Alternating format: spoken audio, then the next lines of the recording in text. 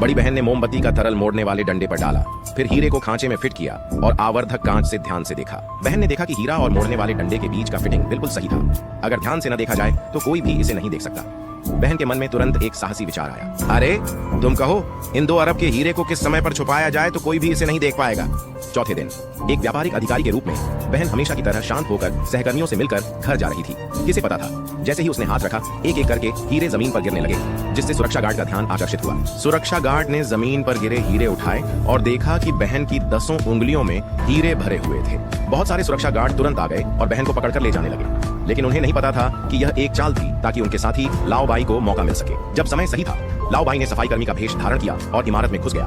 बहन द्वारा दिए गए समय सारणी के अनुसार उसने सही समय पर निगरानी कैमरे के दृश्य बदलने के समय सफाई गाड़ी को धकेलते हुए तिजोरी के दरवाजे की ओर दौड़ा। फिर उसने लॉक को घुमाया, गियर के बीच के छोटे अंतर को महसूस किया। जैसे ही दरवाजा खुला, लाओ बाई ने जल्दी से गाड़ी को तिजोरी में धकेल दिया। टेबल पर 2 अरब के हीरे देखकर लाओ बाई बहुत खुश हुआ। उसने दोनों हाथों से हीरे को कचरे के डिब्बे में डाल दिया, फिर सही समय पर दरवाजा खोला और गाड़ी को तेजी से तिजोरी से बाहर निकाल लिया। हालांकि हीरे को चुराना सिर्फ पहला कदम था।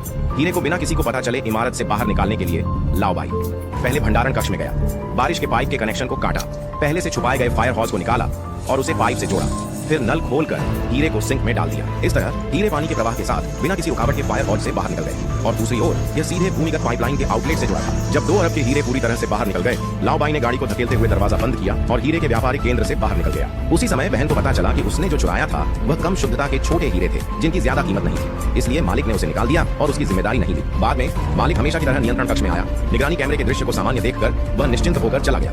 उसे नहीं पता था कि तिजोरी के हीरे पूरी तरह से लूट लिए गए थे। अगले दिन बहन और लाओ बाई रात के अंधेरे में बारिश के पाइप के मैनहोल को खोलकर भूमिगत पाइपलाइन के माध्यम से आउटलेट पर पहुंचे और देखा कि हीरे का ढेर वहां भरा हुआ था।